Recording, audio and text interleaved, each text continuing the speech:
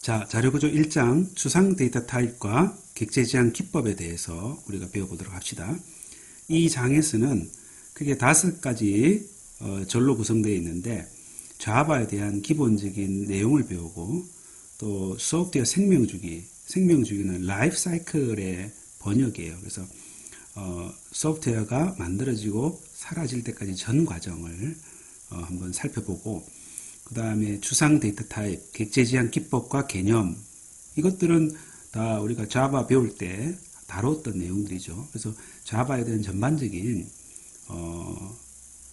복습, 리마인드를 해보는 그런 챕터가 되겠습니다. 먼저 자바에 대해서 한번 살펴보죠. 자바 프로그래밍을 하기 위해서는 JDK를 다운로드 받아야 되고 이클립스를 이용해야 되겠죠. 그래서 이러한 것들은 우리가 이미 작년에 자바 배울 때 다 해봤던 것들이니까 여러분들이 잘 할 수 있을 겁니다. 첫 번째 자바 프로그램을 보면 자바 1이라고 교재에 나오는 프로그램인데 교재에 나오는 프로그램이 좀 마음에 안 드는 구석이 좀 있어요. 예를 들어 이러한 브레이스가 정확하게 이렇게 제 위치에 우리가 자바 배울 때 배웠던 방법과 같이 제 위치에 있지 않죠. 이런 것들은 이제 책을 따르지 말고 내가 교재로 보여주는 방법을 따르기를 바랍니다. 그래서 자바 프로그램은 메인 함수가 처음 실행되는 부분이죠. 그래서 여기 나와 있는 이 메인 함수가 프로그램의 첫 시작 지점이고 여기서는 println이라는 건 화면에 글자를 출력하는 그런 코드가 되겠습니다. 여러분들이 잘 아는 그런 프로그래밍이 되겠어요. 자바에는 기본적인 데이터 타입이 있는데 기본적인 데이터 타입과 사용자가 만드는 데이터 타입이 있죠. 사용자가 만드는 데이터 타입은 뭡니까? 우리가 클래스로 이렇게 클래스 포인트 이런 식으로 하면 포인트라는 클래스를 정의하는 것도 되지만 포인트라는 것을 타입 같은 형태로 사용할 수 있죠.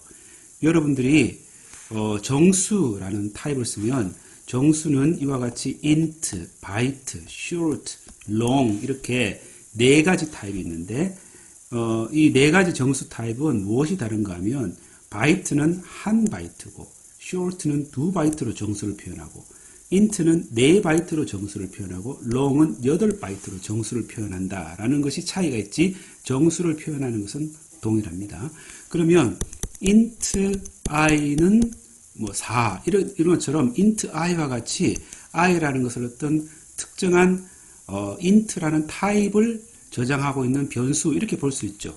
그런데 똑같은 형태로 point p라고 하면 point라는 걸 가리키는 변수 p를 선언하게 됩니다. 그럼 p는 타입이 뭐냐? 라고 물으면 포인트 타입이다 라고 얘기하니까 이 포인트는 자바에서 미리 제공하고 있는 데이터 타입이 아니라 여러분들이 클래스를 만들게 될 때 생성되는 타입이라고 볼 수 있으니까 사용자가 정의한 타입이라고도 볼 수 있는 거죠. 그래서 타입은 기본적으로 크게 2파트로 나눌 수 있어요. 자바가 기본적으로 제공하는 타입과 사용자가 정의해서 사용하는 타입 2가지로 이루어져 있습니다. 자, 그러면 기본적으로 제공하는 타입에는 정수도 있지만 또 실수도 있어요. 그죠? 그래서 실수 타입으로는 float와 double이 있는데 차이점은 float는 4바이트로 실수를 표현하고 double은 8바이트로 실수를 표현합니다. 그 다음에 자바는 모든 문자를 유니코드라는 것으로 표현하죠. 유니코드는 뭡니까? 전 세계의 모든 문자를 표현하기 위해서 문자를 2바이트로 표현하는 기법이죠. 그래서 자바에서 캐릭터는 2바이트다 라는 걸 기억해 두기 바랍니다. 그 다음에 변수도 있지만 상수도 있어요. 우리가 int i라고 이제 선언하면 이 i라는 건 뭐냐 하면 이 정수가 4바이트죠. 이게 4바이트짜리 정수를 저장할 수 있는 기억 장소가 있을 텐데 컴퓨터는 기억 장소를 어떻게 나타내는가 하면 요거는 번지로 나타내요. 번지가 뭐냐? 번지를 우리가 address라는 걸 번역해서 번지라고 이제 얘기하고 있는데, 컴퓨터는 메모리가 이렇게 있으면 메모리의 각각의 바이트를 우리가 지칭하기 위해서 인덱스를 사용을 해요. 그래서 첫 번째는 0번째 바이트, 두 번째 건 항상 프로그램은 0부터 시작하죠. 메모리도 0번째 바이트, 첫 번째 바이트, 두 번째 바이트, 세 번째 바이트 이렇게 지칭할 수 있잖아요. 그래서 이 지칭하는 이 숫자를 바로 우리가 번지라고 불러요. 그러면 빗금 쳐 있는 이 부분에 정수를 저장할 텐데, 정수를 저장하는 이 번지가 500번지라고 해봅시다. 그러면 만약에 500번지의 값을 저장한다. 그러면 뭐 저장을 하라. 500번지에 40을 저장하라. 이렇게 프로그래밍을 할 수도 있겠지만, 이 번지라는 것을 500이라는 이 번지를 우리가 다 기억할 수가 없어요. 왜냐하면 변수, 요 기억 장소, 요게 정수를 저장하는 기억 장소가 예를 들어 50개를 사용한다고 해봐요. 그러면 50개의 숫자를 어떻게 외우겠습니까? 그래서 우리가 정수와 같은 이런 걸 어떤 데이터를 저장할 때 이 500이라는 것 대신에 기호를 쓰게 됩니다.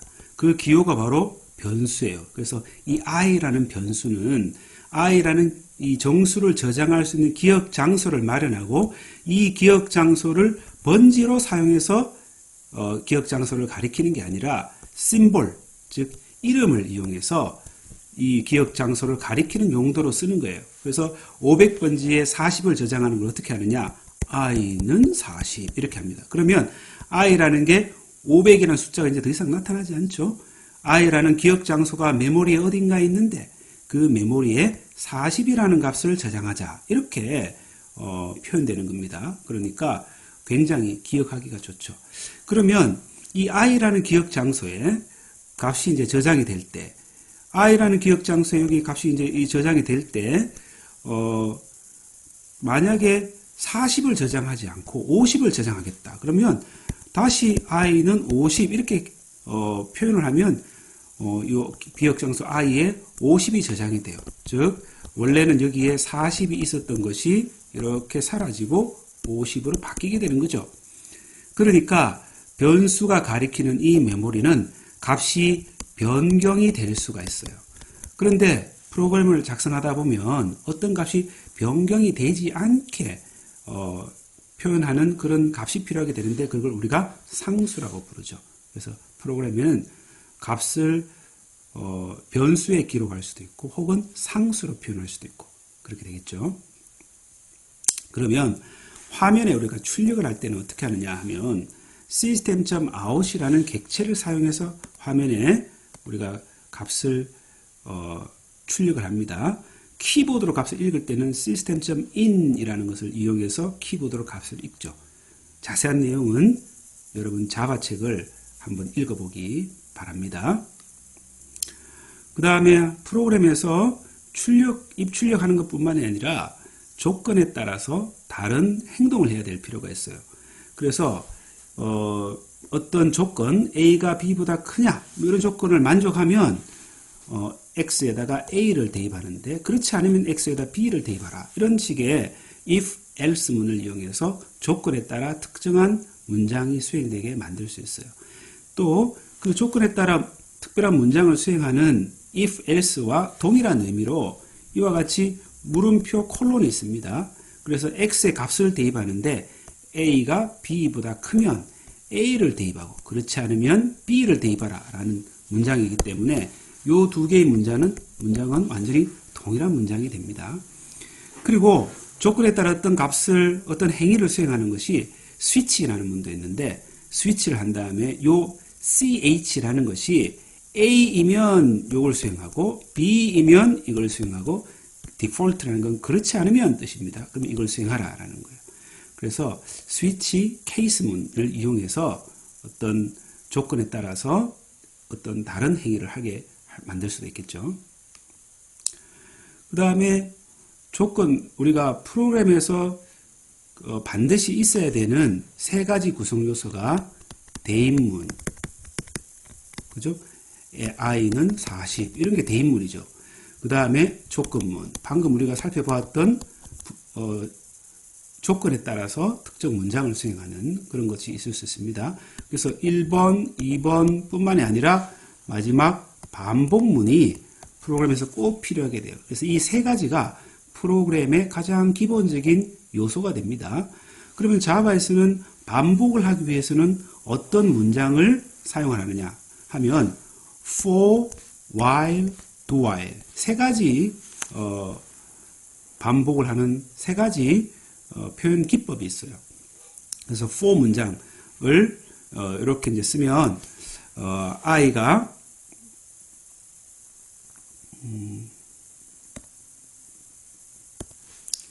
여기서 보면 아이가 처음에는 0이 대입되죠. 그리고 아이가 100보다 작거나 같다면 sum은 sum 더하기 1을 수행을 합니다. 그런 다음에 i를 증가해요. 그리고 다시 증가한 다음에 i가 100보다 작은 걸 보고 작다면 또 sum은 sum 더하기 i를 수행해서 또 수행한 다음에 i를 증가시키고 해서 이 반복 문장을 수행합니다. 즉, 이 조건식이 참이될 때는 계속 반복을 하는 그런 문장이 되겠죠. while 문장은 위와 동일한 문장의 while 문장을 만들면 아래와 같이 돼요. 그래서 while은 여기 이 조건이 만족되면 요 블록 안에 있는 요 반복문이 수행이 돼요. 그런데 do while은 while과 무엇이 다른가 하면 조건을 비교하는 그런 부분이 while 문장은 처음에 등장하는데 조건의 반복 문장이 처음에 등장하는데 do while은 반복의 조건을 비교하는 것이 마지막에 와요. 그래서 while은 처음부터 이 조건이 만족되지 않으면 이 반복 문장이 한 번도 수행 안 되게 만들 수 있죠. 그렇지만 do while은 무조건 요 문장 반복하는 이 문장이 한 번은 수행이 됩니다. 그죠? 그게 차이점이지 반복을 한다는 것은 동일합니다.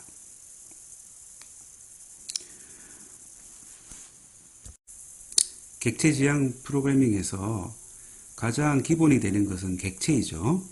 그래서 객체를 기술해야 되는데 객체는 뭘로 구성되는가 하면 객체는 변수와 함수로 구성됩니다. 그래서 변수와 함수, 즉 메소드로 구성이 돼요. 그러면 이 변수와 메소드로 구성되는 객체를 설계를 해야 되겠죠. 그 설계하는 방법이 클래스를 이용해서 객체를 설계를 합니다.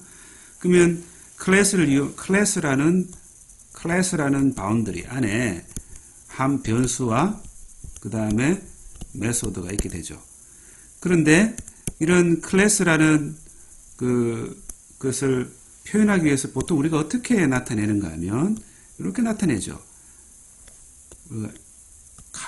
세 칸을 나눠서 여기에 클래스의 이름, 그 다음에 여기에 변수, 그 다음에 메소드 이렇게 표현합니다. 이걸 우리가 Unified Modeling Language UML이라고 불러요.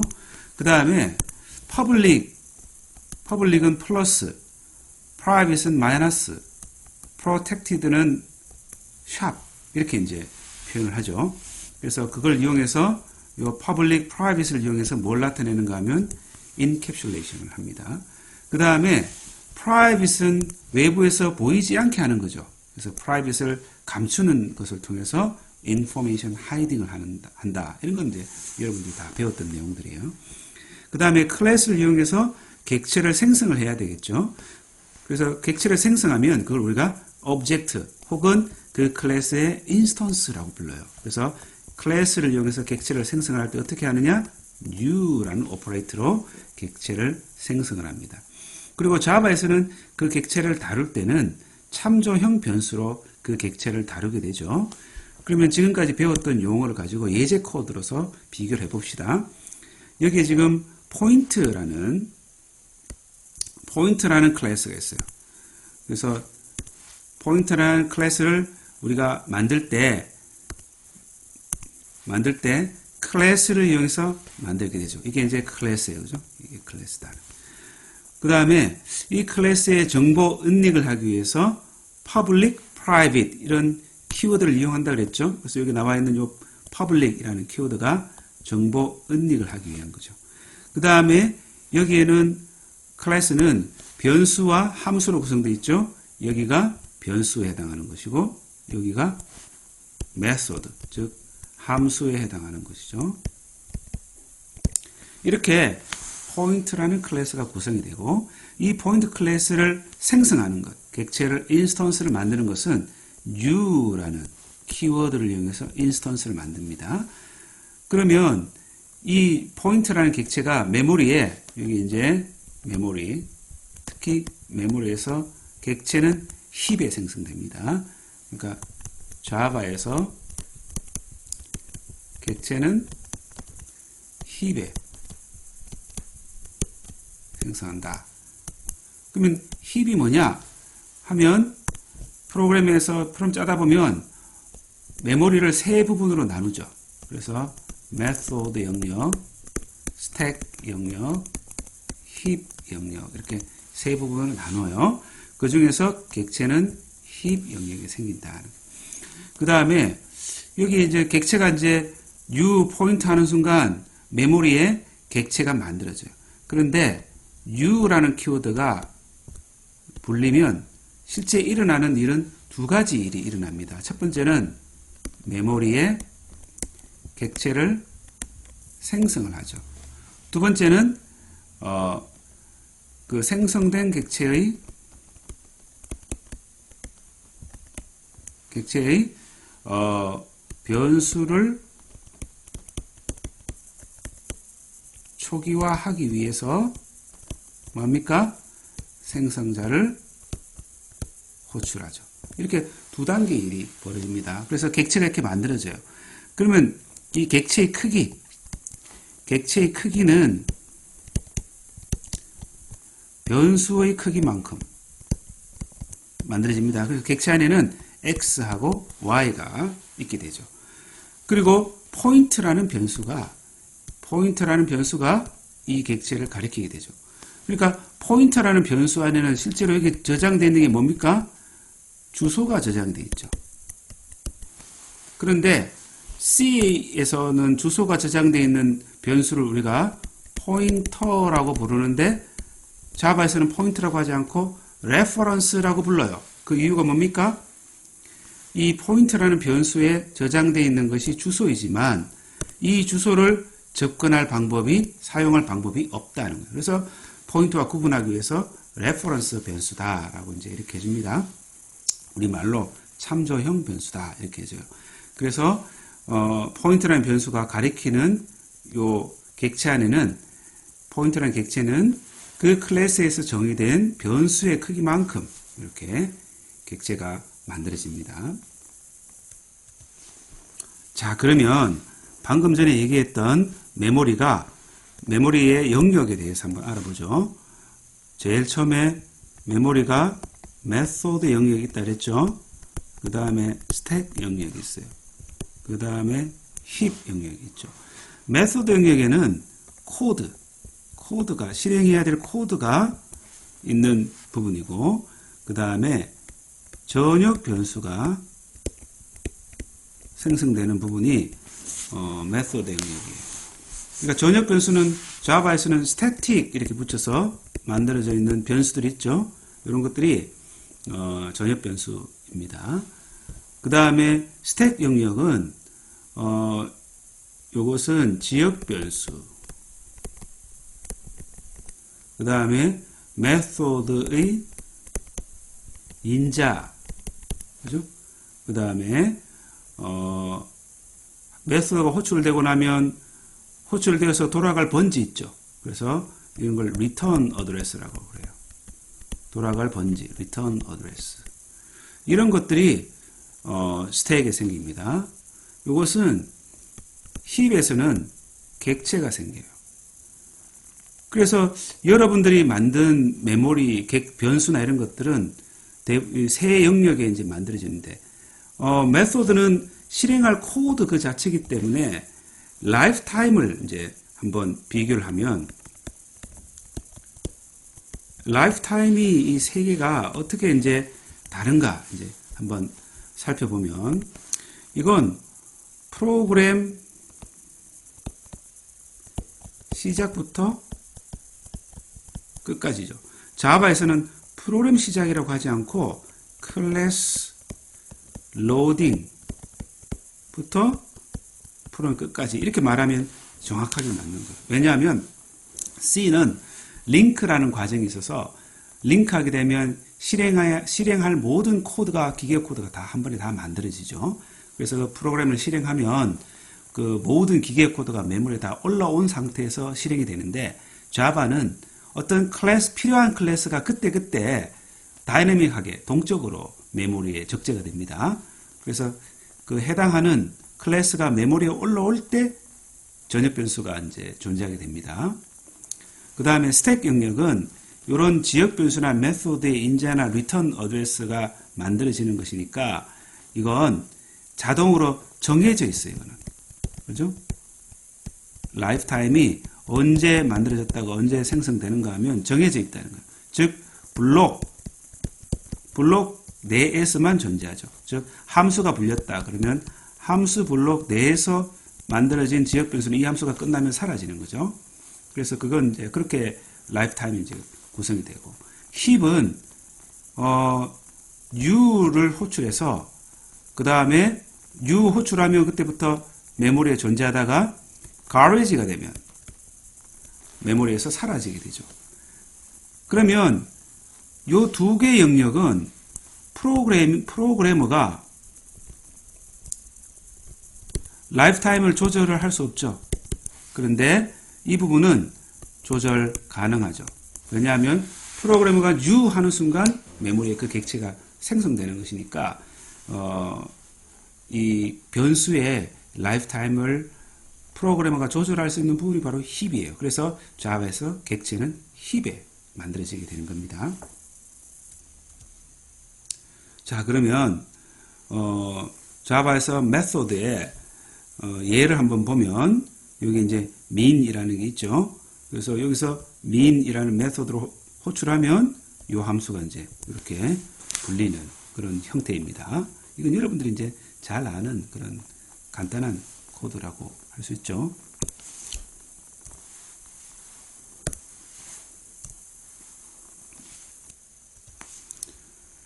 좀 전에 설명했던 참조형 변수에 대해서 이제 알아보죠. 여기에 포인트 1은 U 포인트라고 했죠. 그래서 요걸 이렇게 딱 수행하면 어떤 일이 벌어지는가 하면 여기 있는 요 일이 벌어지는 거예요. 포인트 1은 메모리에 그 포인트 객체가 생성되고 요게 이제 X 변수고 요게 이제 Y 변수예요. X, Y 변수가 1, 2로 이제 설정되는 것이죠. 그런데 요게 이제 메모리예요. 메모리. 객체를 만들면 객체가 이제 메모리에 만들어지는데 메모리에 만들어지는 이 영역이 바로 힙이라는 거죠. 그리고 저 포인트 1, 2는 분명히 함수 내에서 만들어졌을 테니까 요건 이제 스택에서 만들어졌을 거예요. 그러면 포인트 1은 메모리에 어디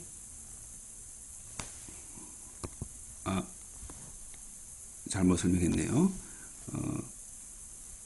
여기가 객체가 만들어진 힙이고 여기가 변수가 있는 스택입니다. 그죠?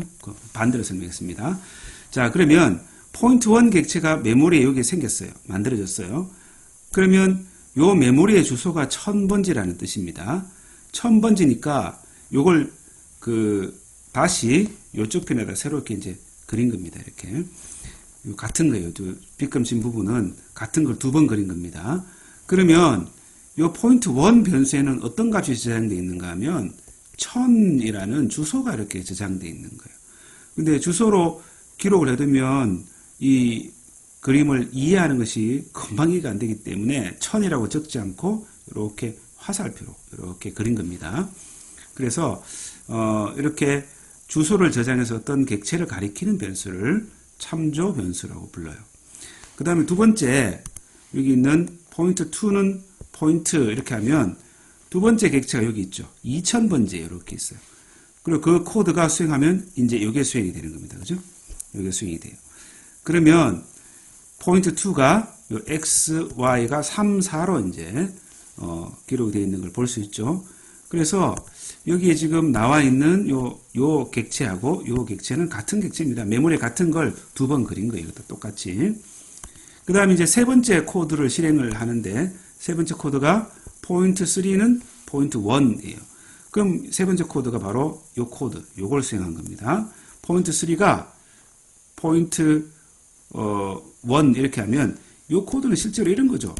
포인트 3에 있는 내용에다가 포인트 1에 있는 내용을 대입하라 이런 말이죠. 대입. 그죠?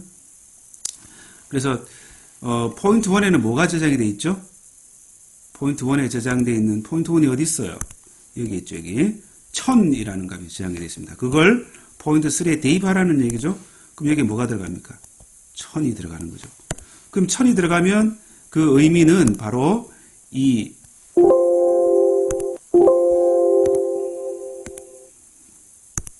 1000이 들어가면 실제 의미는 이걸 이렇게 가리키는 의미가 되겠죠. 그래서 포인트 1하고 포인트 3가 같은 객체를 가리키는 것입니다. 자, 이번에는 포인트 3는 포인트 2라고 했습니다. 그러면 이걸 이제 수행하는 거죠. 포인트 3가 포인트 2를 가리키게 됐어요. 그러면 포인트 1하고 포인트 2는 같으냐? 요게 이제 뭡니까? 같으냐? 비교하는 거죠.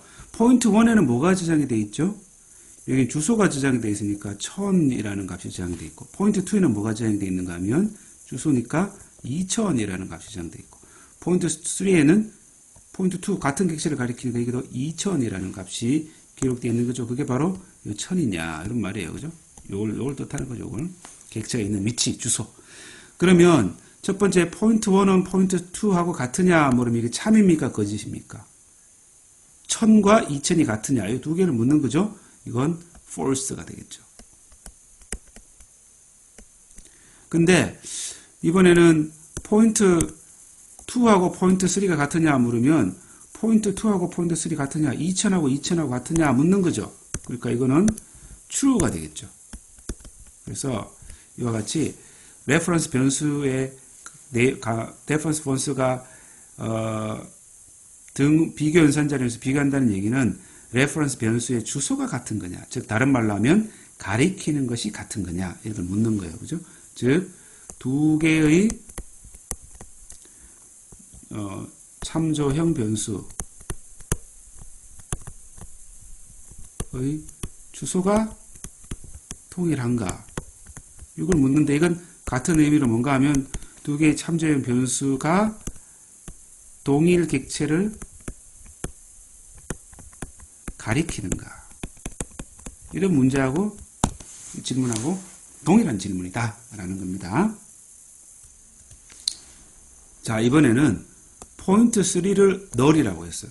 그럼 포인트 3가 null이라는 건 보통 기호로 이렇게 적습니다. 여기 뭐가 저장이 되는가 하면 주소가 0이라는 게 저장이 돼요. 아무것도 가리키지 않는다 이런 뜻입니다.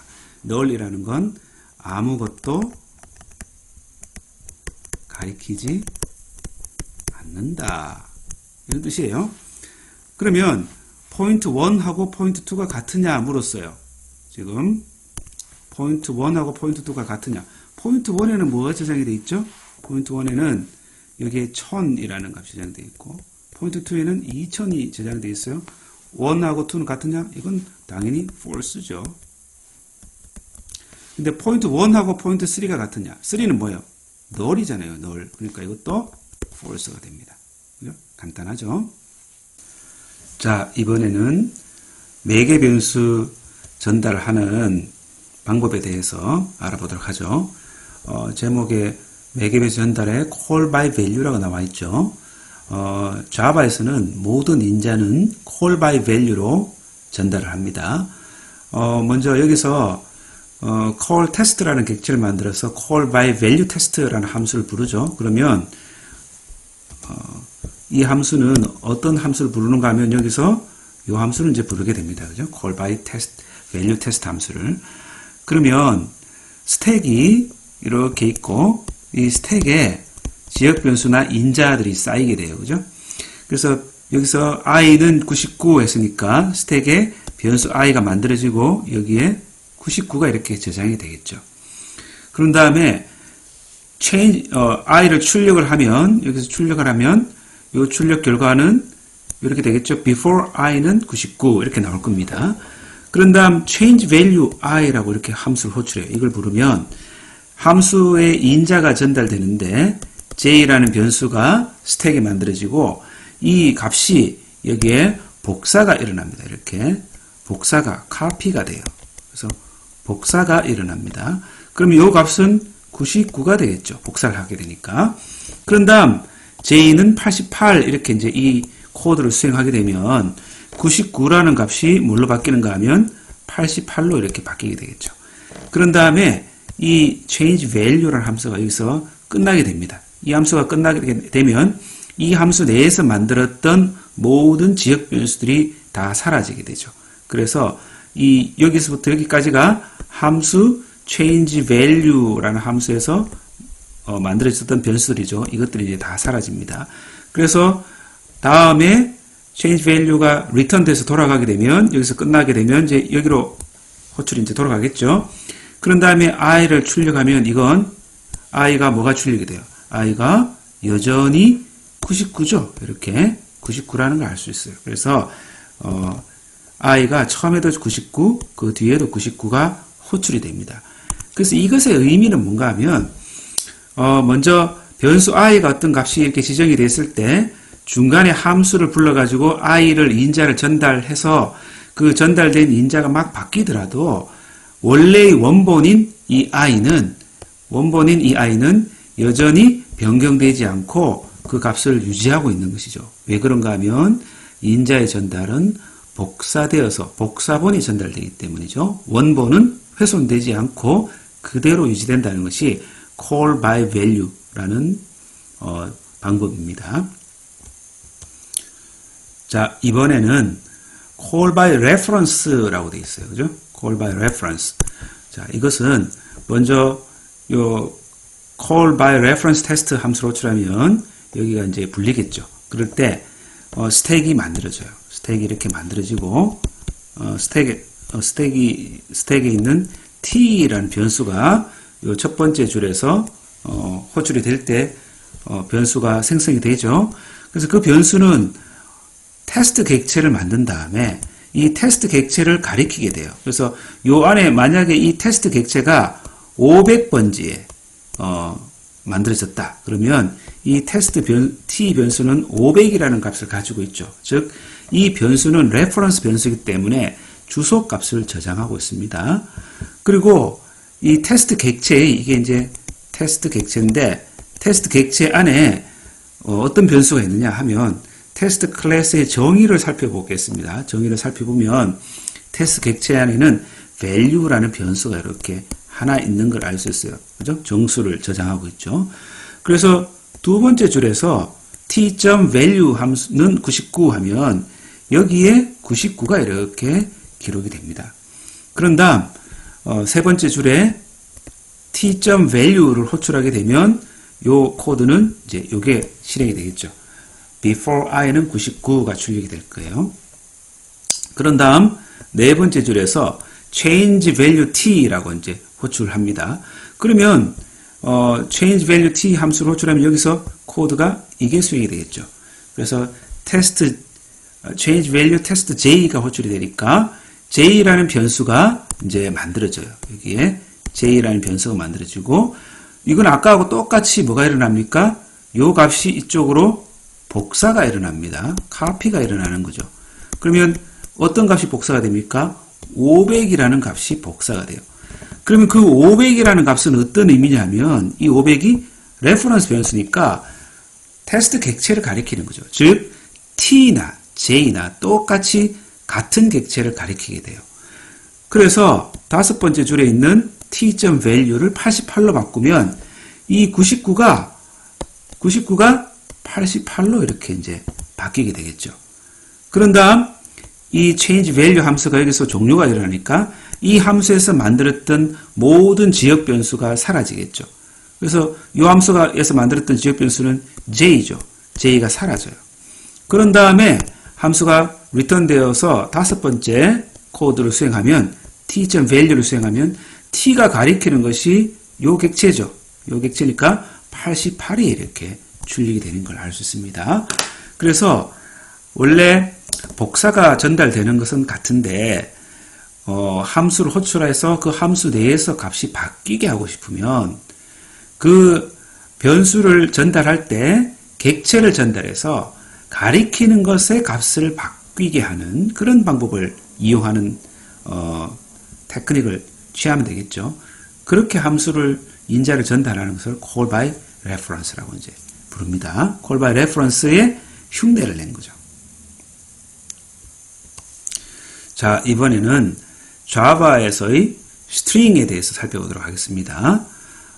스트링은 문자열을 저장하고 있는 것이고 자바에서는 문자는 어떻게 표현되는가 하면 UTF 유니코드로 저장되겠죠. 그래서 유니코드로 저장이 되어 있는데 유니코드는 2바이트로 표현이 돼요. 그죠? 문자 하나가 2바이트로 표현된다는 겁니다. 자, 그러면 그리고 문자열 스트링은 더하기 연산자를 제공하는데 더하기 연산자는 두 개의 문자열을 합하는 거예요. 그리고 스트링은 또 어떤 특징이 있는가 하면 상수객체다라는 특징이 있어요. 상수객체는 뭔가 하면 내용을 변경할 수 없는, 변경 못하는 그러한 객체를 상수객체라고 합니다.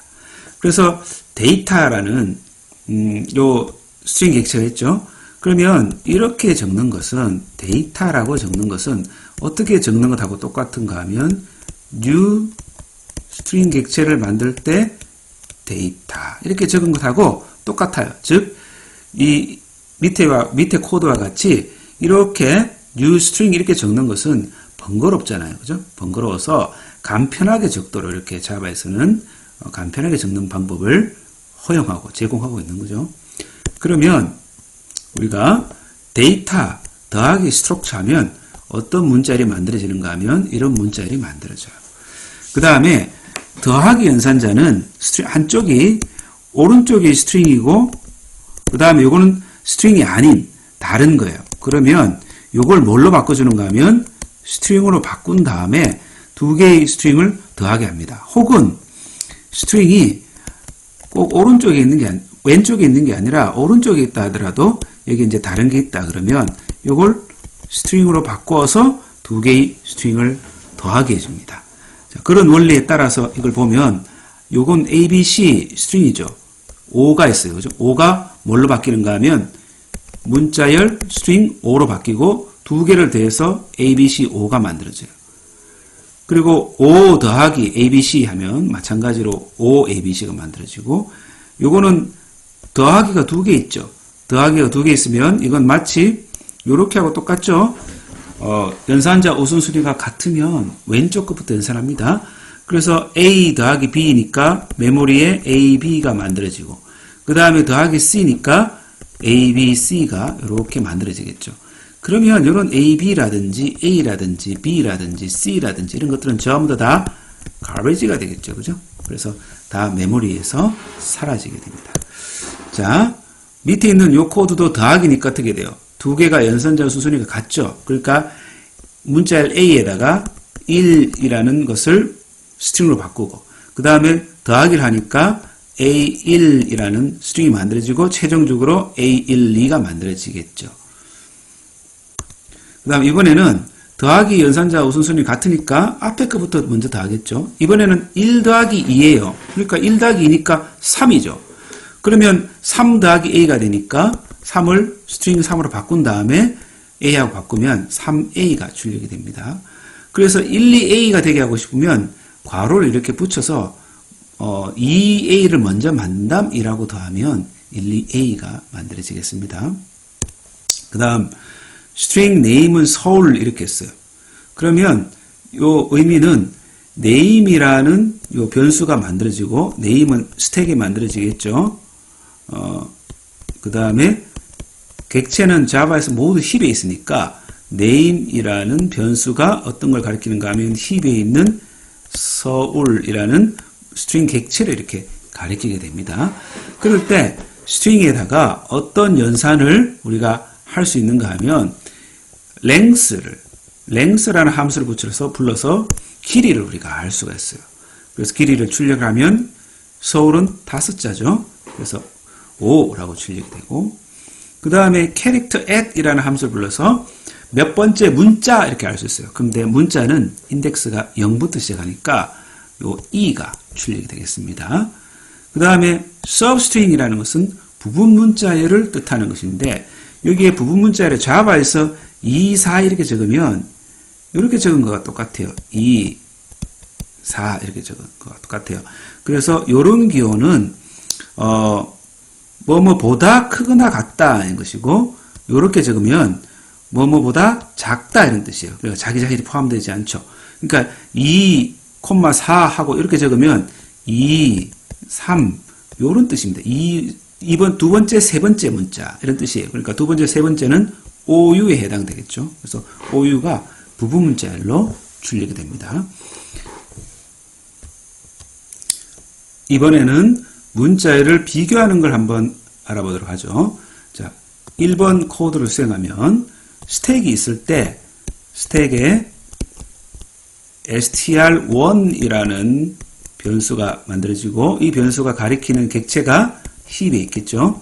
힙에 A1, 2라는 객체가 이렇게 만들어져요. 그런 다음에 요 두 번째 코드는 더하기 연산자가 우선순위가 같기 때문에 왼쪽 더하기가 먼저 연산이 되겠죠. 그러니까 A하고 1하고 두 개를 더하니까 A1이라는 게 만들어지고 또 2가 스트링 2로 바뀌고 최종적으로 A12라는 스트링 객체가 이렇게 만들어지겠죠. 그래서 이 네 개의 스트링 객체는 뭐가 되는가 하면 요거는 garbage가 돼요. 그죠? 그래서 garbage가 돼서 메모리에서 사라지게 될 겁니다. 그러면 str2라는 변수가 이제 만들어지고 str2가 A12를 가리키죠. 그러니까 str1이 가리키는 객체나 str2가 가리키는 객체나 그 내용은 A12로 같지만 메모리의 위치는 다르죠. 그래서 이 객체가 이게 500번지에 있다. 그러면 여기에 500이라는 값이 기록되는 것이고 두 번째 객체가 1000번지에 있다. 그러면 여기에 주소가 기록되니까 1000이라고 기록되어 있는 거 아니에요. 그래서 str1과 str2는 두 개의 서로 다른 메모리 위치에 있는 객체의 주소를 저장하고 있는 겁니다. 그럴 때 세 번째 줄에 있는 str1하고 str2가 같으냐 이 비교를 하면 이 비교 연산이라는 것은 값 자체가 같은가를 묻는 것이지 이거지 그 변수가 가리키는 객체가 같은가를 묻는 게 아니에요. 그러니까 어떤 두 개의 값을 비교하는 코드인가 하면 이 500하고 str1이 500이죠. 그 다음에 str2가 1000 아니에요. 500과 1000이 같으냐 묻는 거예요. 같습니까? 다르죠. 그래서 3번 줄은 false가 되는 겁니다. 그 다음 네 번째 코드를 보면 이제 내용으로 뭔가를 비교하고 싶어요. 자바에서 내용으로 str1과 str2가 가리키는 내용이 뭔가 하면 A12 여기도 A12잖아요. 이 두 개의 내용이 같은지를 비교하는 방법이 equals라는 함수를 사용하는 겁니다. 그래서 str1.equals str2 하면 이건 이제 참이라고 나오겠죠. true라고 나올 거예요.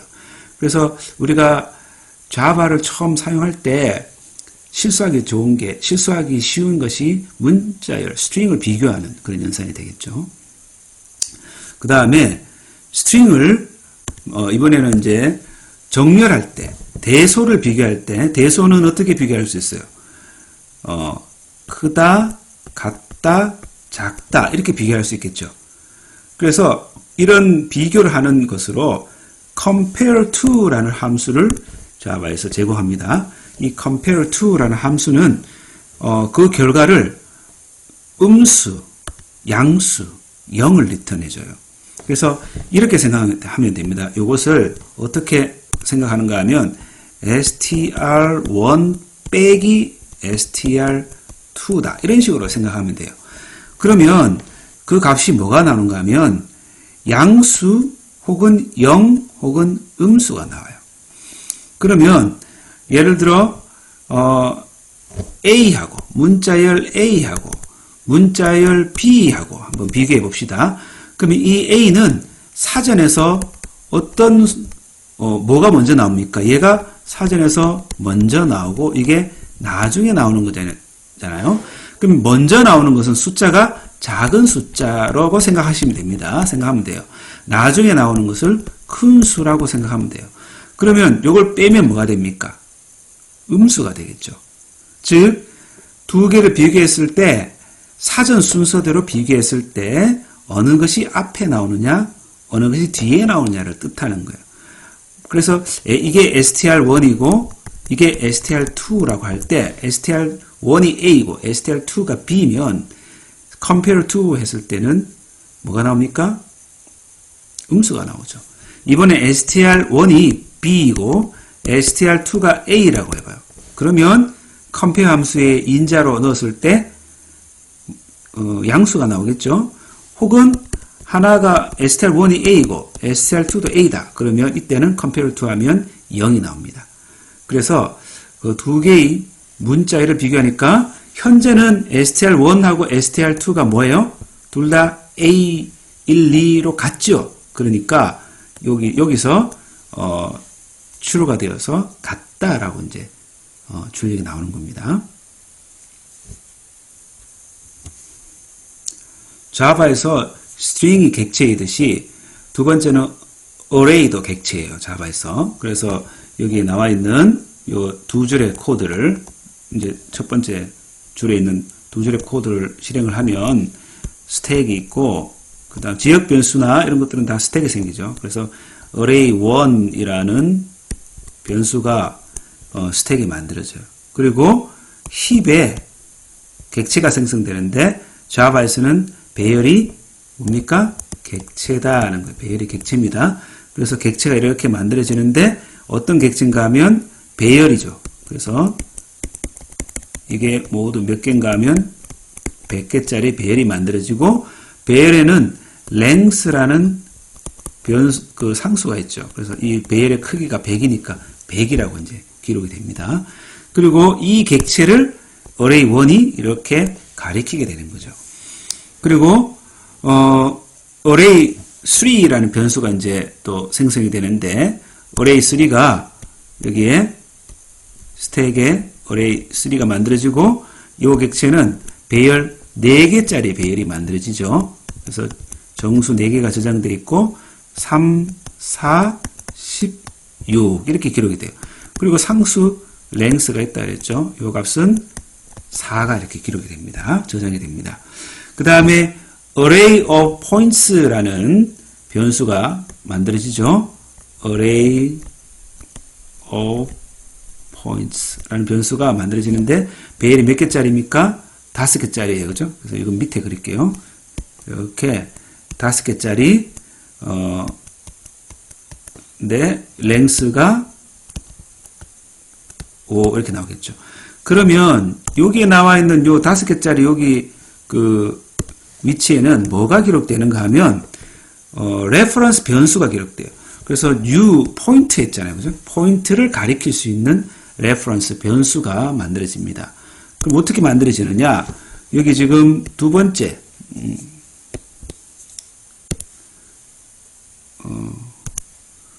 여기 있는 두 번째 코드를 봐요. 그러면 array of points i번째 계속 포인트라는 객체를 생성을 하죠.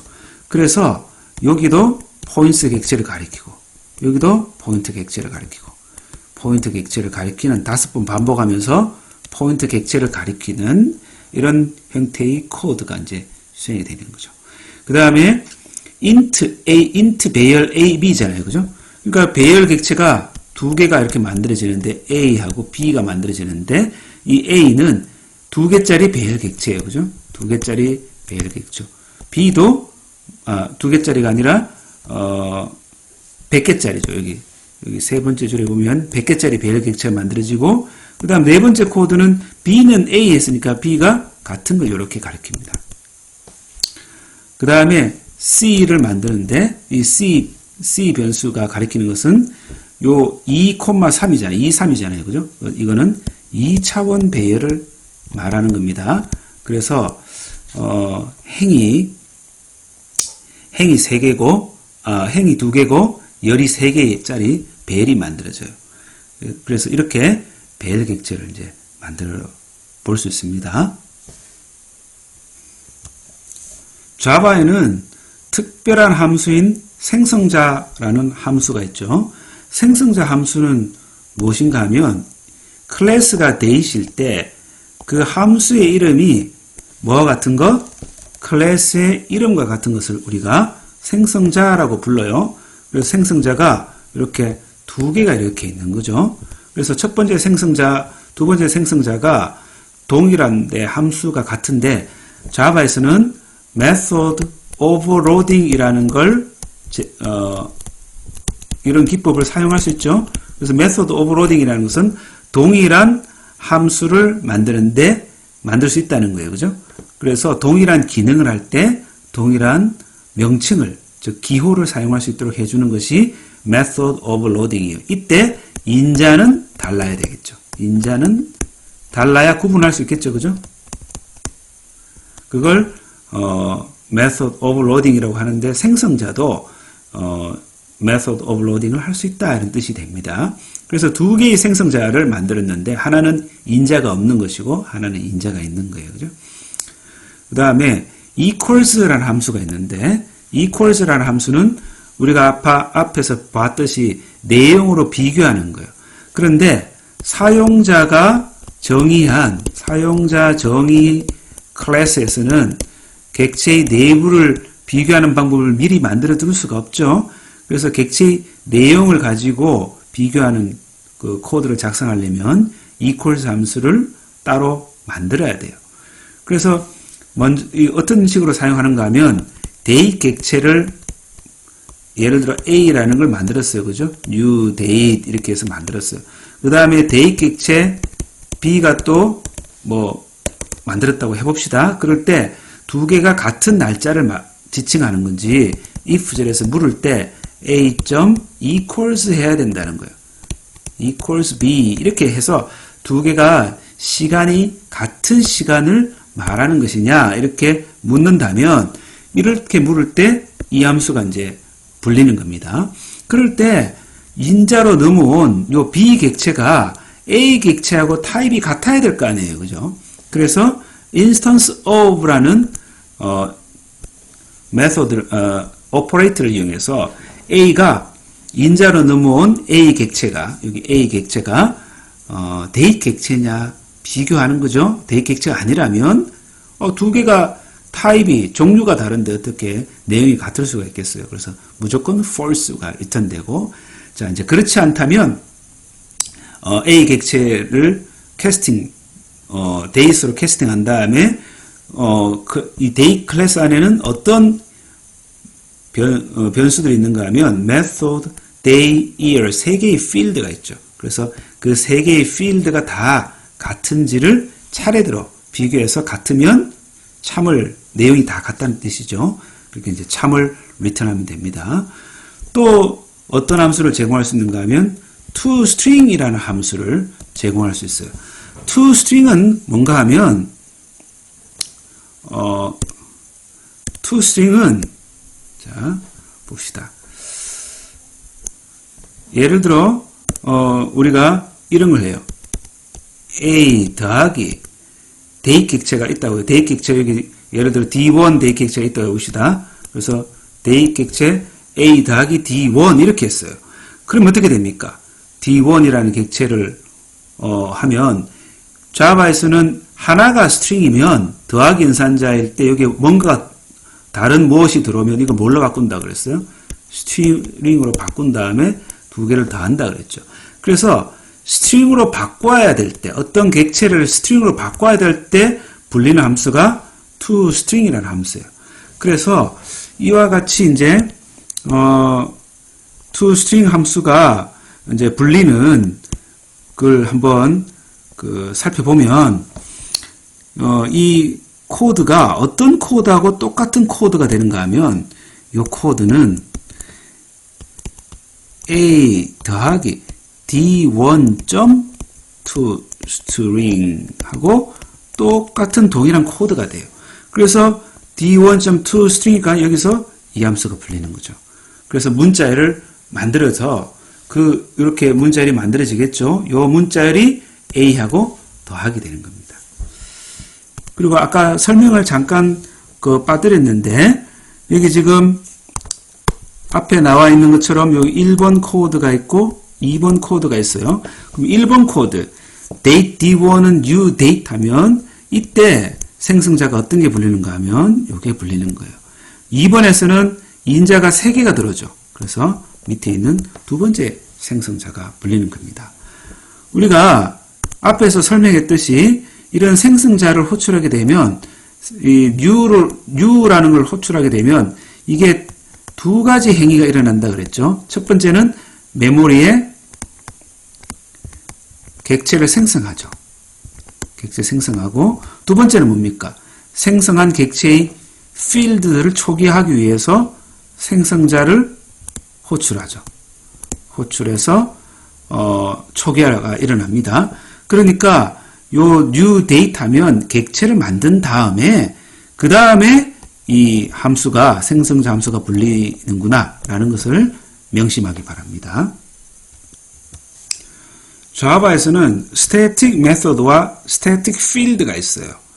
그래서 먼저 static field부터 한번 보면 여기 지금 아래쪽에 나와 있는 private int id라는 건 객체를 생성해야 만들어지는 그러한 변수예요. 그죠? 그래서 먼저 book 객체가 book 객체가 있어요. B는 new book 했습니다. 그러면 이걸 그림으로 그리면 스택에 변수 B가 있고 힙에 이제 book 객체가 만들어지잖아요. 그래서 이걸 이렇게 가리킨다는 것은 우리가 알고 있는데 book 객체 안에 변수가 몇 개 있느냐는 거예요. 그래서 1번, 2번, 3번 해당하는 그 변수 같이 생긴 것들이 세 가지 종류가 있잖아요. 그럼 희에 생기는 객체, 이 book 객체는 book 객체죠. 이 book 객체는 어떤 변수들을 갖고 있는가 하면 변수 id만 갖고 있어요. 그러면 얘는 2번은 뭐냐 하면 이게 static field입니다. 이 static field는 객체 안에 들어있는 게 아니에요. 객체 외부에 method 영역에 있어요. method 영역에 여기 있는 count라는 변수가 여기 있어요. 그러면 또 book C는 new book 합니다. 그럼 어떻게 돼요? C가 만들어지고 C 안에 C가 가리키는 book 객체가 생길 거 아니에요. 여기도 id만 있어요. 그러면 count를 얘기했던 이 변수는 어떻게 됩니까? 객체를 만드는 거하고 무관하죠. 무관하게 항상 프로그램 실행하면 항상 존재하는 거예요. 이 max는 뭔가 하면 앞에 final static 순서는 뭐 바꿔도 상관없어요. static final 해도 되고 final static 해도 되고. 그래서 이 final static이라고 붙이면 이것은 상수를 말하는 겁니다. 상수. 그래서 이것은 상수를 뜻하는 것이다. 그러니까 상수니까 메모리를 차지하는 게 아니죠. 그래서 이렇게 클래스 안에 변수의 종류에는 id와 같은 것은 이걸 객체를 생성해야 존재하는 변수죠. 이런 것을 instance field라고 그래요. 그 다음에 count라는 것은 객체하고 무관하죠. 항상 존재하는 거죠. 그래서 이런 것을 class field라고 그래요. 그 다음에 max 같은 것을 상수라고 부르죠. 그 다음 이번에는 그 field만 이렇게 static 붙일 수 있는 게 아니라 method에도 그 static이라는 키워드를 붙일 수 있어요. 그러면 보통은 어떤 클래스에 예를 들어 요 book 클래스 안에 public void f라는 함수가 있다고 해봐요. f 함수가 뭐 어떻게 정의되어 있다고 해봅시다. 그러면 book 객체를 만들어 가지고 book 이렇게 만들죠.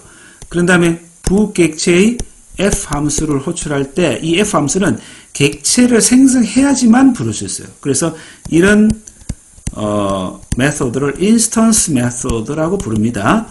그런데 객체를 생성하지 않아도 호출할 수 있는 함수를 만들고 싶어요.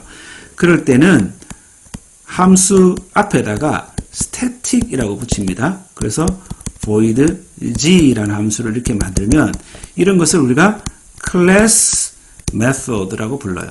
이 class method는 객체를 생성하지 않아도 부를 수 있어요. 그러니까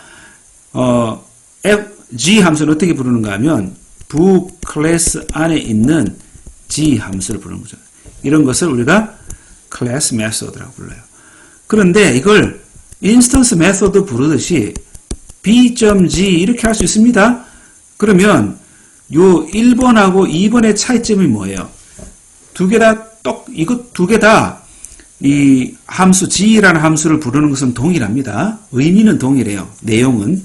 그런데 1번이라고 적으면 저 g 함수가 static class method다라는 걸 알 수가 있죠. 근데 2번까지 적으면 g 함수가 instance method인지 class method인지 구분이 안 돼요. 그래서 우리는 어떤 두 가지 방법 두 가지 코드가 동일한 의미이지만 우리가 어떤 걸 선호하는가 하면 1번 방법을 선호해요. 2번 방법으로 적으면 사람이 우습게 보입니다. 2번 방법으로 적으면 안 됩니다. 자, 이제 그러면 이 앞에 있는 코드를 한번 살펴보죠. 여기 지금 1번은 뭡니까? 여기에 시스템 클래스에 있는 out이라는 게 이게 뭐예요? out이라는 게 클래스 필드다라는 뜻이죠. 클래스 필드를 이용해서 이 out이라는 게 어떤 객체를 가리킨다는 거 아니에요. 그죠? 그래서 시스템 클래스에는 스태틱이 붙어 있는 클래스 필드가 3개가 있어요. in, out, error. 이 3개가 있습니다. in은 표준 입력, 그러니까 키보드죠. 키보드로부터 입력을 받아들이는 것이고, out은 표준 출력이에요. 그래서 이건 기본적으로 모니터에 나오는 것이고, error는 표준 에러 출력이에요. 이것도 모니터입니다. 기본적으로. 역사적으로 보면 in, out, error가 원래 in은 천공 카드로부터 입력을 받는 것이고, out은 출력 프린터가 2개 있어요.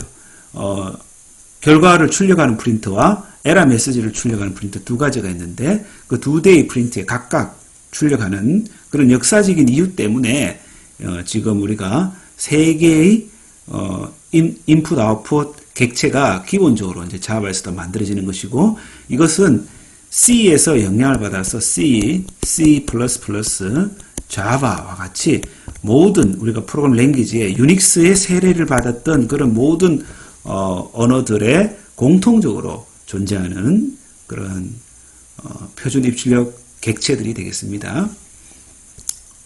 그 다음에 자 이제 메인 함수도 스태틱이죠. 그래서 메인 함수도 항상 부를 수 있는 함수고 세 번째 이제 string value of라고 했죠.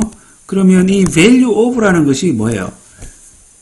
클래스 메소드라는 걸 알 수 있죠. 클래스 이름 점 했으니까. 마찬가지로 parse into 이것도 뭡니까? 클래스 메소드죠. max도 마찬가지예요. 그래서 우리가 객체를 생성하지 않아도 부를 수 있는 클래스 메소드가 여러 클래스에 미리 정의되어 있는 걸 만들어져 있다는 걸 알 수 있어요. 그래서 이 2번 코드는 인자로 받았던 34를 뭘로 바꾸는가 하면 스트링으로 바꿔주는 거예요. 그 다음에 3번과 같은 것은 스트링 34를 뭘로 바꾼다? 숫자 34로 바꾸는 겁니다. 그 다음에 4번 max는 뭔가 하면 인자로 받은 2개 중에 큰 값을 리턴하라 라는 것이니까 m에는 3이 저장이 되겠습니다. 자바는 또 클래스 이름이 누가 만들든지 간에 항상 다르게 만들어지게 하기 위해서 패키지라는 걸 도입을 했죠. 자세한 내용은 자바 교재를 참고하기 바랍니다.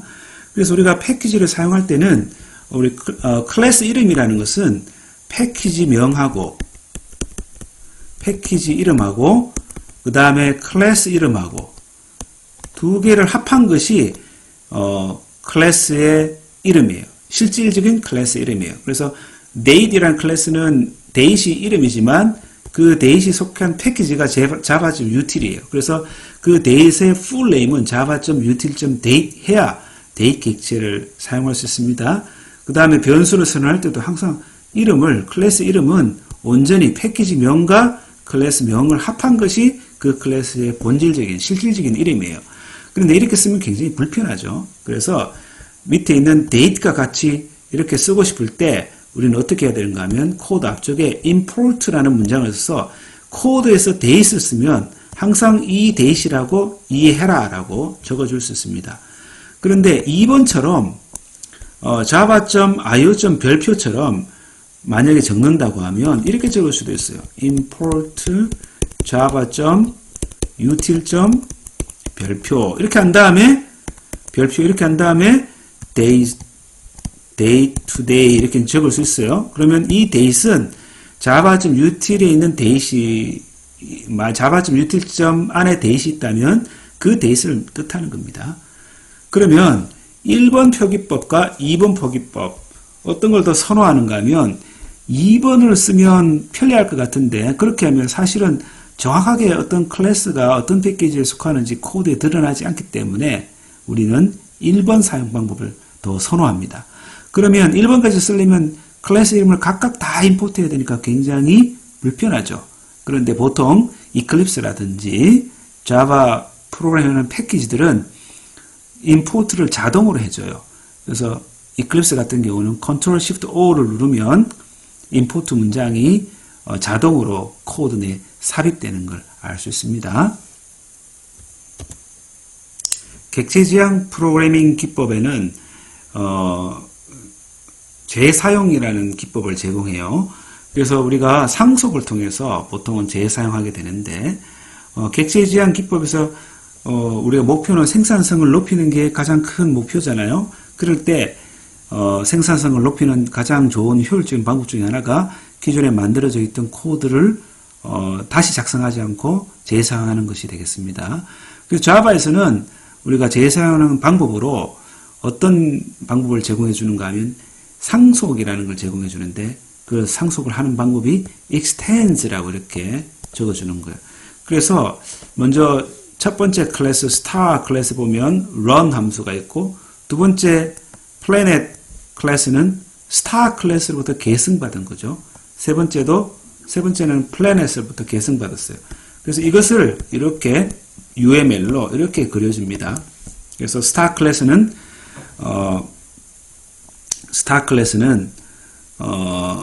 run 함수가 하나 들어있는데 이걸 planet 클래스가 계승을 받고 그 다음에 earth 클래스가 planet을 계승받았다는 거예요.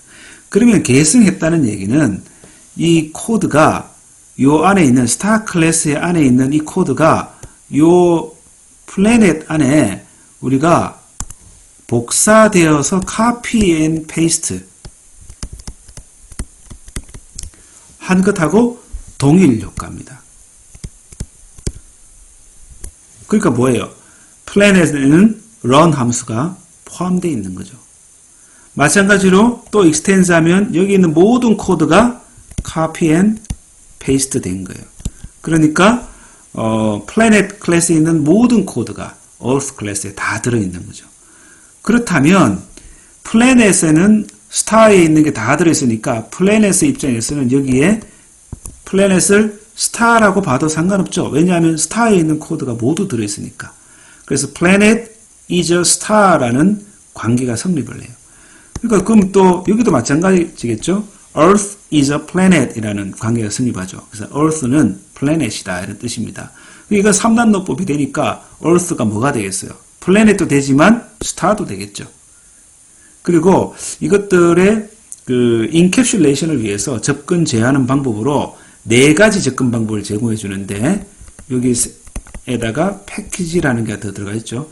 public, private, protected 이렇게 앞에 붙이면 그 코드에 접근할 수 있는 영역을 설정할 수가 있는데 예를 들어 여기는 public이라고 붙어 있잖아요. 그죠? 이 부분을 public, private, protected 3가지 중에 골라서 적을 수 있어요.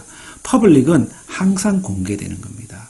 private은 항상 공개되지 않는 거예요. 그래서 public과 private 두 가지를 이용해서 encapsulation을 합니다. 그런데 그렇게 하다 보면 불편하니까 같은 그 어떤 계승을 받으면 그 계승받은 그 상속된 클래스에서 상위 클래스에 있는 내용을 볼 수 있게 해주는 키워드로 protected라는 걸 제공을 해요.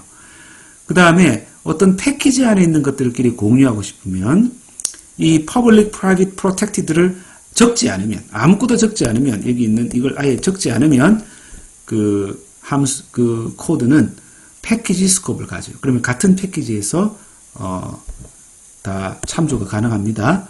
그런데 protected는 같은 하위 클래스에서도 그 코드를 볼 수 있지만 동일 같은 패키지에서도 볼 수 있어요. 그러니까 패키지라는 것보다 범위가 더 넓은 공개 범위를 가지는 거죠. 그래서 공개 범위로 치면은 퍼블릭이 가장 넓은 것이고 두 번째는 protected가 그 다음 넓고 그 다음 세 번째는 패키지, 네 번째 아예 안 보여주는 클래스 바깥으로는 아예 볼 수가 없는 private 네 가지 접근 제한하는 기법을 제공을 합니다. 자바에는 추상 클래스라는 걸 제공을 해요. 추상 클래스는 객체를 생성할 수 없는 클래스입니다. 그런데 하위 클래스의 그 인터페이스는 제공하면서 객체를 생성할 수 없는 그런 거예요. 그 다음에 추상 메소드라는 게 있는데 추상 메소드는 함수의 이름, 즉 함수의 프로토타입은 있는데 선언은 있는데 그 함수에 몸체가 없는, 구현이 없는 그런 것을 말해요. 그래서 예제를 보면서 한번 우리가 따라가 보도록 하죠. 여기 보니까 person 클래스가 있어요. person 클래스 앞에 뭐라고 붙었는가 하면 여기에 abstract라고 붙었죠. 그러면 이 abstract라고 붙으면 뭘 할 수 없는가 하면 이걸 할 수 없어요. new person과 같이 객체를 생성하는 그런 코드를 사용할 수가 없어요. abstract 붙이면 객체를 못 만듭니다. 그 다음에 여기 지금 두 번째 그 만약에 이제 그 어떤 코드를 만들 때 코드 앞에 함수 앞에 abstract라고 붙으면 그 메소드는 추상 메소드가 돼요. abstract 메소드가 되는데 보통 이와 아래쪽에 나와 있는 set name이라든지 get name이라든지 이런 것들은 일반적인 메소드예요. 인스턴스 메소드인데 abstract와 같은 코드가 붙은 것은 추상 메소드인데 차이점, 이 두 가지 차이점이 뭐예요? 추상 메소드에는 함수의 본체가 없죠. 이렇게 내용이 없어요. 이 내용을 우리가 뭐라 부르는가 하면 함수의 내용을 뭐라 부르는가 하면 구현이라고 불러요. 뭐의 구현? 함수의 메소드의 구현이다 불러요. 여기서는 추상 메소드는 뭡니까? 그러니까 구현이 없는 거죠. 구현이 없는 것을 우리가 추상 메소드라고 불러요. 그러면 이 추상 메소드는 왜 만드는가 하면 person을 계승받은 하위 클래스에게 write output이라는 메소드에 대한 그 인터페이스를 제공하기 위해서 만드는 그런 것이 되겠습니다.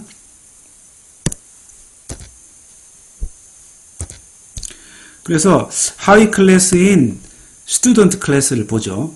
person을 계승받았어요. 그죠? 여기 보면 상위 클래스가 person이고 상위 클래스가 person이고 person으로부터 계승받아서 student가 생성이 되었죠. 그런데 여기서는 write output이라는 함수가 하위 클래스로 존재하죠. 그러니까 student의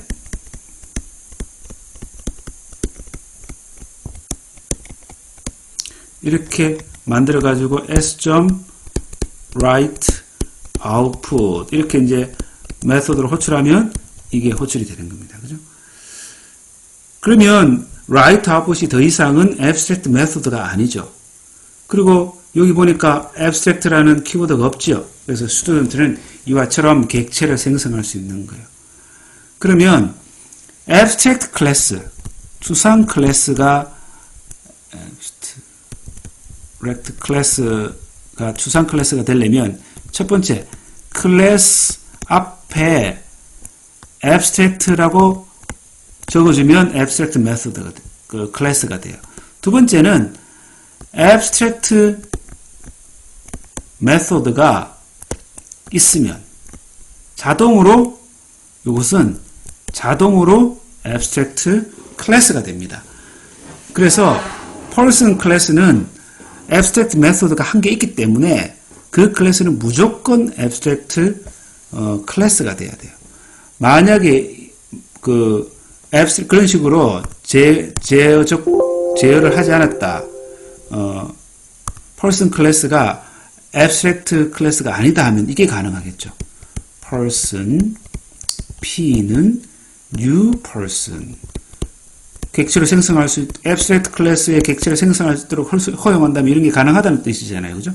그럴 때 P.write output 하면 이걸 뭘 부르겠어요? write output에 몸체가 없는데. 그러니까 말이 안 되죠. 그래서 abstract 클래스는 객체를 생성할 수 없도록 이렇게 막아놓은 거예요. 자, 이제 두 번째 상황을 한번 봅시다. 우리가 UML로 그림을 그리면 person 클래스가 있고, 그죠? person 클래스가 있고, 이 person 클래스로부터 계승을 받아서 뭐가 만들어져 있는가 하면 student가 만들어져 있어요. 그럴 때 여기에 is 관계가 있다 그랬죠.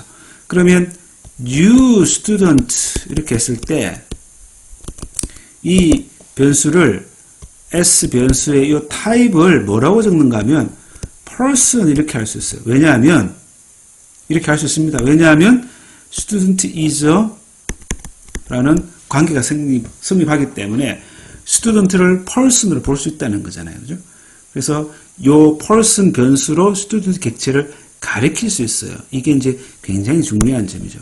그럴 때 s.write output 하면 얘는 요 코드는 어떤 걸 부르는가 하면 이때 원칙이 뭔가 하면 자바에서 원칙 변수가 가리키는 실제 객체의 메소드를 호출합니다.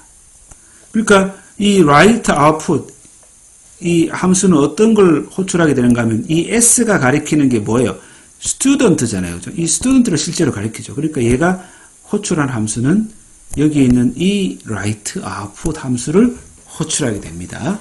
그게 이제 우리가 잘 살펴봐야 될 중요한 내용이 되겠습니다.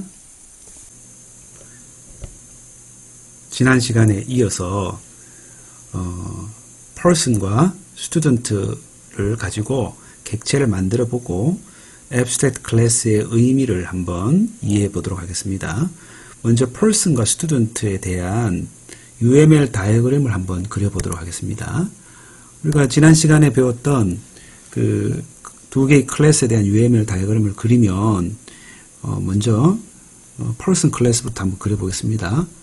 person 클래스 UML 다이어그램을 이렇게 네모칸으로 그리죠. 그래서 person이라고 클래스 이름을 적는데 이 클래스 이름을 적을 때 이 person 클래스가 abstract 클래스이기 때문에 이렇게 스테레오 타입을 이렇게 적는 것이 적어야 되겠죠. 그런 다음에 두 번째 칸에는 field를 적습니다. 그래서 person의 field는 name이었죠. name이 private로 이렇게 선언되어 있어요. 그 다음에 person 클래스의 생성자들이 있는데 생성자는 생략하도록 하죠. 그 뒤에 이제 set name이라는 메소드가 있고 인자는 string을 인자로 받죠. 그 다음에 get name이라는 메소드가 이렇게 있어요. 이렇게 이제 구성되어 있는 클래스가 person 클래스인데 이걸 계승받아서 student 클래스를 만들어요. 그래서 student 클래스의 정의가 이렇게 되고 그 다음에 변수가 필요하죠. 이 변수로 student 클래스에는 학번을 기록하는 id가 있어요. 그리고 student 클래스에 있는 여기 빼먹은 게 있네요. 그죠? 뭘 빼먹었는가 하면 abstract method 단어를 빼먹었죠. 그래서 여기 write object라는 object라는 메소드가 이렇게 있죠. 그 다음에 여기도 student 클래스에도 write 생성자는 이제 생략합니다. 똑같이 write object라는 메소드가 있고, 그 다음에 reset이라는 메소드가 있고, reset이라는 메소드와 get id와 set id가 있어요. get id, 그 다음에 set id. 이렇게 이제 메소드가 이렇게 있죠. 이렇게 하면 여기에 계승을 하게 되면 여기 이 클래스에 있는 person 클래스에 있는 이 모든 변수와 그 다음에 함수가 전부 다 여기에 이 클래스에 복사한 것과 복사해서 붙여넣기 한 것과, 즉 카피 한 다음에 페이스트 한 것과 똑같은 그런 효과가 있다 그랬죠. 그래서 이걸 스튜던트 클래스에서는 person 클래스를, 여기 얘 입장에서는 person 클래스를 재사용한 겁니다. reuse 한 거예요. 요 reuse, 요 재사용이라는 것이 객체 지향의 중요한 개념이죠. 그러면 스튜던트 클래스에는 어떤 메소드가 있는가 하면 여기에 적지 않아도 뭐가 있는 것 같아요. 여기에 set name과 그 다음에 set get name이 있는 것과 똑같죠. 그 다음에 여기에 적지 않았지만 name이라는 것이 있다라고 봐야 되겠죠. 그러면 첫 번째 이제 코드부터 한번 살펴보죠. 첫 번째 코드에서 객체를 생성해요. new 합니다. 그런데 person 객체를 생성하면 person 객체는 abstract 객체 클래스이기 때문에 객체를 생성할 수 없어요. 그게 abstract 클래스의 특징이라고 얘기를 했었죠. 만약에 이 person 객체를 생성할 수 있다고 가정해 봅시다. 그러면 이런 게 가능하겠죠. P1에 write object라는 함수를 호출하는 것이 가능할 거 아니에요. 그죠? 그러면 이 write object는 어떤 코드를 실행해야 되죠? abstract method이기 때문에 얘는 실행할 코드가 존재하지 않아요. 그죠? 존재하지 않아요. 그래서 write object 코드가 없기 때문에 이렇게 호출한다는 것은 의미 자체가 없는 거잖아요. 의미 없는 코드를 양성할 수 있기 때문에 이러한 person 객체를 생성하는 것을 금지하고 있는 겁니다. 그 다음 두 번째 줄에 있는 P2는 new student였어요. 그러면 P2 변수가 가리키는 것이 스튜던트 객체죠. 즉 스튜던트 객체가 이제 메모리에 이렇게 있어요. 그죠? 이게 스튜던트 객체라고 하면 이 안에는 어떠한 변수가 존재하는가 하면 스튜던트 클래스에 있는 변수의 종류 개수만큼 존재하겠죠. 그럼 스튜던트 클래스의 변수가 어떤 게 있느냐? 이런 게 있는 거예요. 그죠? id만 있다고 생각하면 안 됩니다. 스튜던트는 person을 계승받았기 때문에 person에 있는 모든 변수와 모든 함수를 다 갖고 있어요. 그러니까 스튜던트 클래스 안에 있는 변수는 name하고 그 다음에 id하고 두 개의 변수가 이렇게 있는 겁니다. 그럴 때 id는 10이 저장이 되는데 name에는 여기는 어떤 값이 저장되는가 하면 톰이 저장되는 게 아니라 톰도 하나의 객체죠. 그래서 외부에 있는 어떤 객체예요? 톰이라는 스트링 객체죠. 요걸 이 name이라는 변수가 이렇게 가리키고 있는 겁니다. 그런데 이 객체, 이게 스튜던트 객체인데 이 스튜던트 객체 타입을 가리키는 변수가 어떤 변수인가 하면 P2 타입이에요. 즉 P2가 이걸 이렇게 가리키고 있는 겁니다. 가능합니다. 왜 그런가 하면 스튜던트와 person 간에는 is a 관계가 성립하죠. 그래서 student is a person이에요. 그렇기 때문에 person 타입의 변수인 P2가 스튜던트 객체를 가리킬 수 있는 겁니다. 그러면 이렇게 가리킨다는 것은 무슨 말인가 하면 이 P2 변수를 이제 이 P2 변수가 가리키는 이 스튜던트를 어떻게 보는가 하면 person으로 보겠다. person으로 보겠다. 이런 말이죠. 마치 이렇게 색안경을 끼고 이게 그 대상을 보는 것과 똑같아요. 그러니까 person 타입으로 이제 보기 때문에 3번과 같은 세 번째 줄에 있는 이 코드처럼 get name 하는 건 가능합니다. 왜냐하면 get name이 student 클래스에 있기 때문이에요. 즉 P2가 가리키는 객체가 비록 student 객체지만 이걸 person 타입으로 보기 때문에 person에 있는 메소드로만 이걸 이제 인지할 수 있는 거죠. 가리킬 수, 사용할 수 있는 거죠. 그래서 get name은 이렇게 가능합니다. 그런데, 네 번째 줄처럼 get id, 이건 호출할 수가 없어요. 왜냐하면, person 클래스에 있는 메소드 중에 get id라는 게 없잖아요. 그런데 이 객체는 어떤 객체입니까? 실제로는 student 객체죠. student 객체라 하더라도 이 객체를, person으로 보고 다루기 때문에 get id라는 메소드를 사용할 수가 없다 하는 거예요. 그 다음에 이제 다섯 번째 줄에는 s라는 변수가 있는데 이 s라는 변수가 동일한 객체를 가리키죠.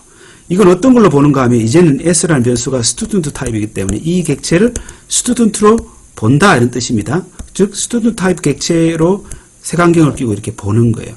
그러면 이제 get id 여섯 번째 줄과 같이 get id 함수를 호출할 수 있는데 왜 그런가 하면 이제 그 객체를 student로 보기 때문에 student에 있는 get id 이 함수가 존재하잖아요. 그러니까 이제 호출할 수 있게 되는 겁니다. 이게 abstract class를 사용하는 예가 되겠습니다. 자, 이번에는 인터페이스에 대해서 우리가 배워보도록 하죠. 인터페이스는 어떤 것이냐 먼저 설명을 한번 해보도록 하겠습니다. 우리가 TV가 있어요. 이렇게 이게 TV가 있고 이 TV를 조작하는 걸 뭘로 이렇게 조작하는가 하면 우리가 리모컨으로 TV를 조작하게 되죠. 그래서 리모컨이 이렇게 있어요. 그럼 그 리모컨을 구성하는 요소는 버튼이 여기 이제 이렇게 있죠. 버튼이 이렇게 있는데 여기 첫 번째 요 버튼은 뭔가 하면 볼륨을 조절하는 버튼이에요. 두 번째 버튼 종류는 뭔가 하면 채널을 변경하는 버튼이라고 해봅시다. 그러면 이 버튼을 누르면 이 리모컨이 TV를 조작하게 되는 거죠. 그러면 버튼만 있으면 리모컨만 있으면 TV를 볼 수 있습니까? 볼 수 없죠.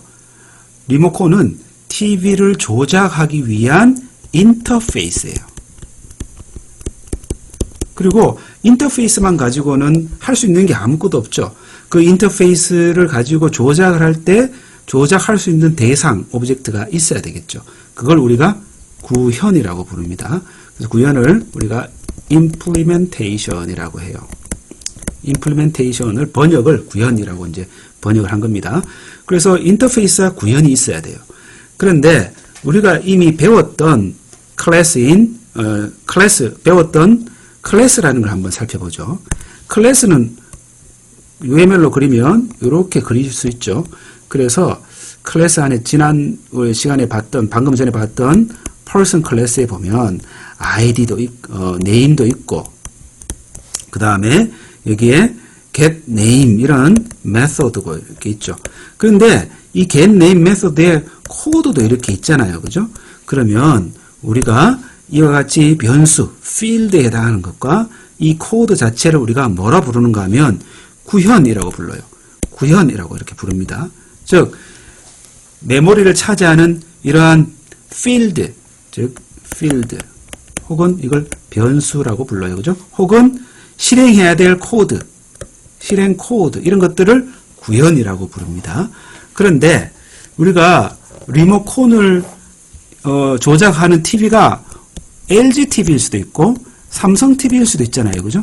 그런데 TV의 종류가 바뀌더라도 이 리모컨이 바뀝니까? 바뀌지 않죠.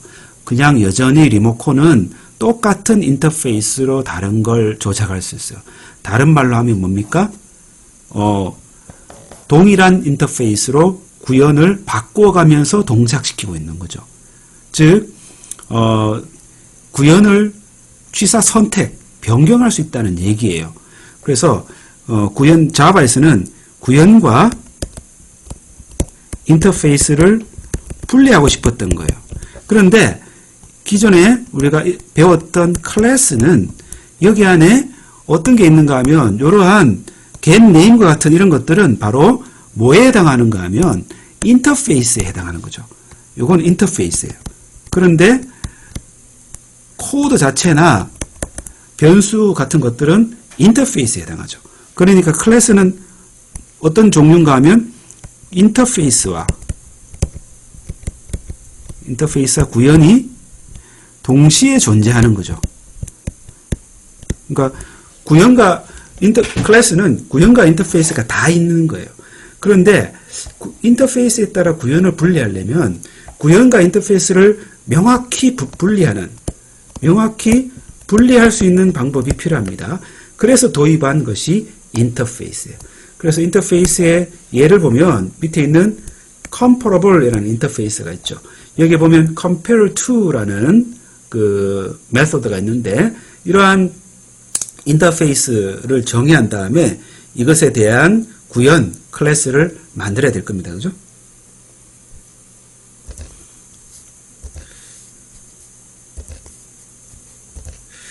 그래서 이 인터페이스를 구현한 예제를 보면 이제 교재에 나와 있는 것처럼 comparable 인터페이스가 있고 요 클래스가 있어요. 이렇게 height라는 클래스가 있는데 이걸 이제 UML로 그려보면 인터페이스도 사각형으로 그립니다. 이렇게 사각형으로 그리는데 comparable이죠. 근데 이게 인터페이스라는 걸 나타내기 위해서 이걸 스테레오타입으로 이렇게 적어요. 그런데 필드는 없죠. 메소드만 있어요. 어떤 메소드가 있는가 하면 compare to라는 메소드가 이렇게 있어요. 이걸 어떤 클래스가 있는가 하면 두 번째 클래스로 height라는 클래스가 있죠. height라는 클래스가 있는데 이 클래스는 어떤 그 변수로는 value라는 게 있고 그 다음에 메소드로 toString 그 다음에 compare to라는 게 있어요. 그러면 여기에 implements라고 되어 있죠. implements라고 되어 있는 거. 이걸 어떻게 그림으로 그리는가 하면 이렇게 그립니다. 그래서 뜻은 뭔가 하면 height는 comparable을 구현했다 이렇게 얘기해요. height 클래스는 comparable 인터페이스를 구현한 것이다 이렇게 부릅니다. 그러면 인터페이스에 있는 그 메소드에 대한 구현이 있어야 되겠죠. 그 구현이 어디 있는가 하면 여기 이렇게 있는 거예요. 여기에 있는 것이 바로 이것이 뭔가 하면 구현이죠. 뭐에 대한 구현인가 하면 comparable 인터페이스 안에 들어있는 compare에 대한 구현이에요. 그래서 이것은 요 코드에 대한 구현이다. 그죠? 구현이다. 이렇게 이제 얘기합니다. 그래서 이걸 점선으로 이렇게 그려요. 그러면 이 점선에는 is a 관계가 성립합니다. 즉 무슨 말인가 하면 height is a comparable이에요. height를 comparable로 봐도 된다는 거죠. 왜 그런가 하면 comparable에 있는 compare to라는 메소드가 height에도 이렇게 있잖아요. 그죠? 그러니까 height를 comparable로 봐도 관계없다는 겁니다. 그러면 요 메소드는 어떤 기능을 제공하는 메소드인가 하면 대소를 비교합니다. 두 개의 오브젝트의 대소를 비교하는 거예요. 즉 대소를 비교하면 양수, 음수를 반환하는데 양수 두 개의 오브젝트 A가 있고 두 개의 오브젝트 B가 있어요. 그럴 때 이제 이걸 소문자로 적어 볼게요. 오브젝트가 A 오브젝트가 있고 이 오브젝트가 B 오브젝트로 해봐요. 그래서 A하고 B를 비교할 때 어떻게 비교하는가 하면 비교를 A.compare to B 이렇게 하겠다는 거예요. 그러면 이 compare to가 return하는 것이 이 세 가지 중에 하나가 return 된다는 거예요. 그러면 양수는 A가 B보다 큰 경우 0은 두 개가 같은 경우 그 다음에 음수는 B가 더 큰 경우예요. 그러니까 A에서 B를 뺐다 이렇게 생각해도 되겠죠. 그래서 어떤 오브젝트 두 개를 정렬을 하려면 두 개의 오브젝트의 대소를 비교할 수 있어야 되는데 이와 같이 대소를 비교하기 위한 메소드로 compare to라는 걸 제공한다는 겁니다. 그래서 이 예제에서는 책에 나온 예제는 H1과 H2는 각각 value가 1, 1인데 H3는 2죠. 그럴 때 여기서 비교하면 H1하고 H2를 비교하면 뭐가 나오죠? 같으니까 0이 나오고 H1하고 H3를 비교하면 H3가 더 크죠. 그러니까 음수가 나오고 H3하고 H1하고 비교하면 H3가 더 크니까 이거는 일단 양수가 나오는 이러한 기능을 제공하는 것이 compare to라는 메소드가 하는 일이고 이 메소드를 제공하는 인터페이스가 comparable 인터페이스인데 그 인터페이스를 구현한 클래스로 하이트 클래스를 만들어서 인터페이스를 사용한 그런 예가 되겠습니다.